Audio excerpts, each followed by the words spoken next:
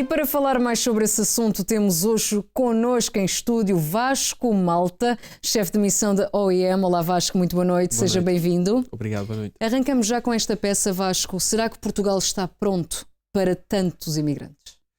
Eu acho que a frase tantos imigrantes não corresponde à realidade. Se olharmos para aquilo que é o contexto europeu e tendo em conta a percentagem da população migrante em Portugal, que como a peça referiu, rondará entre os 6% e os 10%, os números oficiais de 2023 saíram brevemente.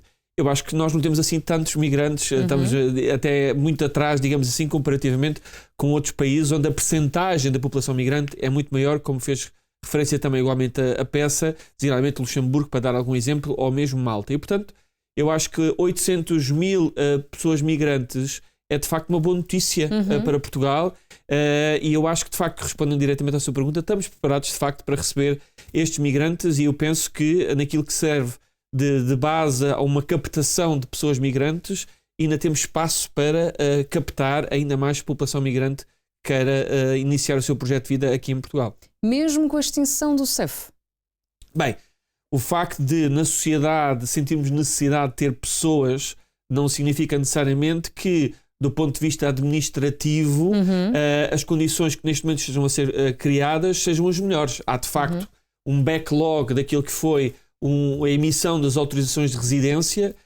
A peça referiu 700 mil, eu não tenho a certeza se são esses dados mais atualizados, mas acredito que andarão muito próximo desses.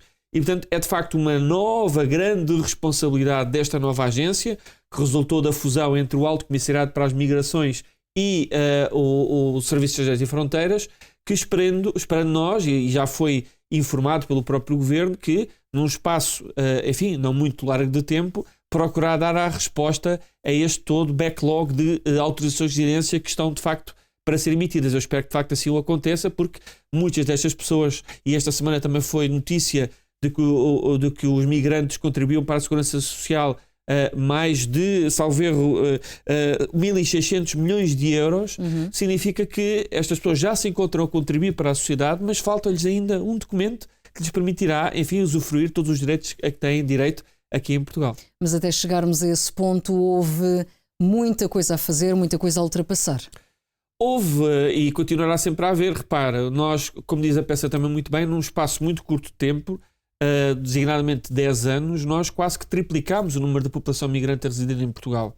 E, portanto, há de facto a necessidade de adaptar toda a administração pública, e não só fazendo fé e dirigido exclusivamente à AIMA, mas toda a administração pública para esta nova realidade.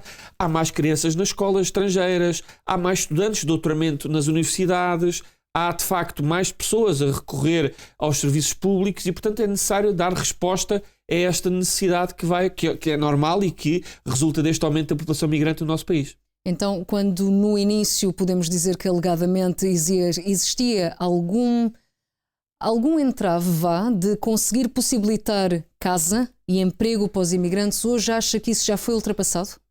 Eu diria que não, mas esses problemas que refere são problemas que, infelizmente, extravasam a nacionalidade. É tão difícil arranjar casa, diria eu, aos nacionais como aos estrangeiros. Obviamente que quem não domina a língua ou quem, por exemplo, tem um contrato de trabalho a curto e médio prazo e se encontra, por sua vez, numa situação mais vulnerável, mais difícil, de facto, se torna para estas pessoas migrantes, não todas, mas algumas delas, conseguirem, de facto, ter acesso à habitação, como referiu muito bem, à saúde, e, portanto, são os obstáculos que, no domínio da integração, que nós precisamos de ajudar a ultrapassar para que, de facto, em situação de acesso, essas possam ser garantidas em igualdade de circunstâncias. É um trabalho muito grande ainda pela frente que é preciso fazer. E este número, esta duplicação, não será também um momento de especulação nas redes sociais? Ou seja, chamam imigrantes para trabalho e fez com que escalasse esse número? O número resulta, diria eu, de diversos fatores. Repare, não é só o número de migrantes em Portugal, não aumenta só exclusivamente por causa do trabalho. Aumenta também, por exemplo, pelo número de alunos estrangeiros que estão neste momento a estudar no nosso país. E, portanto, há aqui vários fatores que podem, de facto, ter como resultado este aumento da população migrante. Agora, dois pontos que eu acho essencial. Primeiro, ainda estamos muito longe, comparativamente com outros países, temos uma dimensão de população migrante muito maior. mas e segundo, eu acho que temos que olhar para a situação da migração laboral como, de facto, uma necessidade em alguns setores da nossa economia.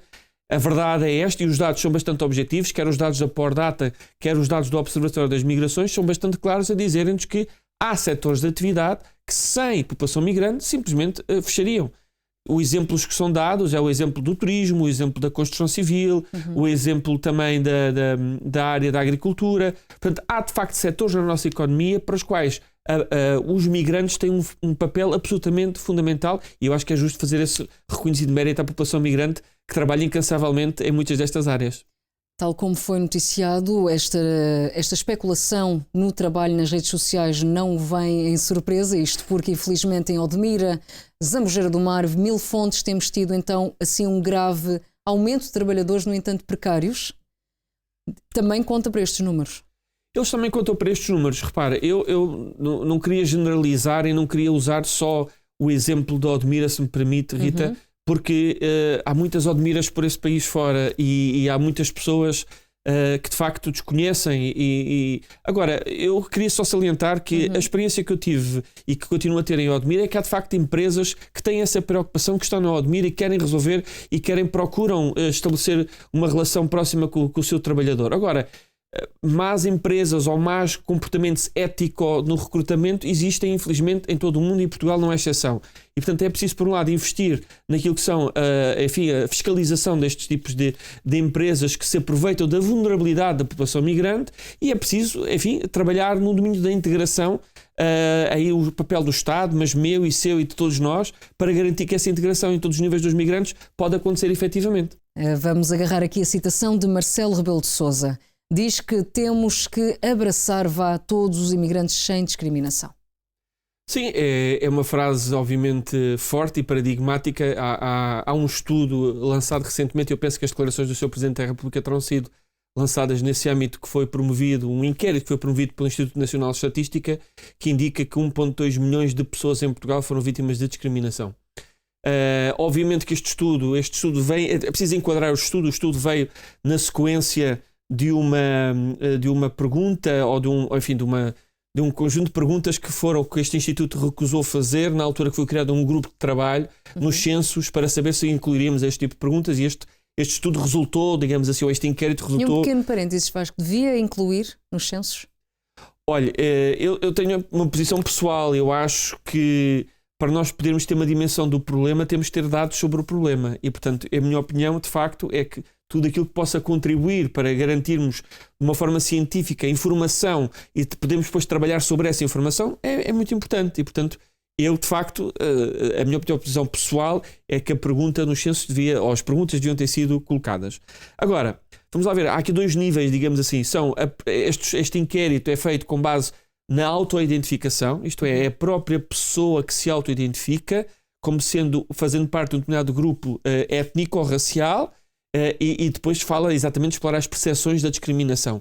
Os números são bastante elevados, mas os números daquilo que a percepção que as pessoas se auto-identificam e a percepção que também têm de discriminação, mas eu destacaria de facto aqui a importância que este estudo também demonstra a subestimação dos números na entidade à qual se pode apresentar queixa de discriminação racial. Okay. Isso é querer entrar muito na perspectiva jurídica. Há dois aqui mecanismos, digamos assim. Há um mecanismo penal, há um artigo no Código Penal que penaliza penalmente quem pratica atos de discriminação racial, que é o artigo 240 do Código Penal, e depois temos um sistema administrativo que é liderado por uma comissão, que é a Comissão para a Igualdade e contra a Discriminação Racial, que aplica administrativamente coimas a quem comprovadamente praticou atos de discriminação racial. Os dados indicam-nos que, efetivamente, o número de queixas que é apresentado a esta entidade administrativa são ainda bastante baixos por comparação com os dados que nós conseguimos obter deste inquérito que foi feito pelo Instituto Nacional de Estatística. O que mais uma vez vem comprovar que, de facto, a discriminação racial ainda é, primeiro, um tema pelo qual a maior parte das pessoas que foram vítimas não apresenta queixa junto às autoridades competentes, ou o que pode acontecer também é não saberem a quem se dirigir para apresentar queixa. Só uma nota, Rita, para concluir, que no caso concreto da Comissão, já os dados disponíveis relativamente a 2000, foram publicados em 2023 e a 2022, destacavam 3 grandes áreas relativamente às pessoas que apresentaram queixa. Primeiro, de facto, a nacionalidade brasileira, que foi de facto o número mais significativo de queixas que foram apresentadas, seguido da cor da pele, e terceiro, da etnia cigana, que é aliás também aquela que, de acordo com o Instituto Nacional de Estatística, aponta como a área de maior discriminação, aquelas pessoas que se auto-identificando como pessoas de etnia cigana que mais se queixam de discriminação de que foram alvo. E estamos a falar aqui, para explicar melhor aos nossos telespectadores, de discriminação de que tipo? Também dentro do trabalho? Não, inevitavelmente o estudo do Instituto Nacional de Estatística engloba várias vertentes e, portanto, inclui também no trabalho e no acesso ao trabalho. Esse também é outro dos dados e que eu penso, aliás, que a Autoridade para as Condições de Trabalho também tem alguns relatórios que podem exemplificar isso de uma forma mais pormenorizada. E de que forma é que a Organização Internacional de Migrações pode contornar este problema, pode ajudar os migrantes cá em Portugal? A Organização Internacional para as Migrações, pela qual tenho o prazer e a honra de fazer parte, é uma agência das Nações Unidas que faz e trabalha em projetos que estão ligados nos vários domínios das migrações. Repara, o fenómeno migratório é um fenómeno complexo. O fenómeno migratório, digo eu, começa sempre antes da pessoa migrar. E, portanto, significa que nós vamos desenvolvendo projetos que promovem não só uma migração ordenada, segura e regular, que permita ao migrante em qualquer parte do país migrar para outro país que assim o entenda de forma segura, de forma humana, e depois trabalha-se, obviamente, também no domínio da integração. Isto é, garantir que os migrantes, quando chegam a um determinado país, conseguem ter acesso a um conjunto variado de áreas e opções que lhes permitam integrar na sociedade. E, portanto, a OIM trabalha nestas várias vertentes, não só cá em Portugal, mas no mundo inteiro, promovendo sempre, como eu já referi, uma migração ordenada e segura e humana e permitindo, obviamente, e fomentando a integração destas pessoas nas comunidades. E isso é muito importante. Mas queria só salientar, e repito, que a integração das pessoas migrantes e das pessoas refugiadas não é só da responsabilidade do Estado, não é só da responsabilidade do Governo, é da responsabilidade de todos nós. O vizinho que temos à porta de casa, a pessoa que nos vai entregar comida muitas vezes, aquele que está, o trabalhador rural que trabalha para conseguir que nós possamos ter a comida nos supermercados, aquele que faz o transporte todos eles e muitos deles são pessoas migrantes e, portanto, perguntar e uma certa empatia para com o outro cabe a todos nós todos. E, portanto, somos nós que podemos ter essa responsabilidade e é um desafio, enfim, se me permite, a todos os telespectadores, não esquecendo que a responsabilidade é de facto de nós todos.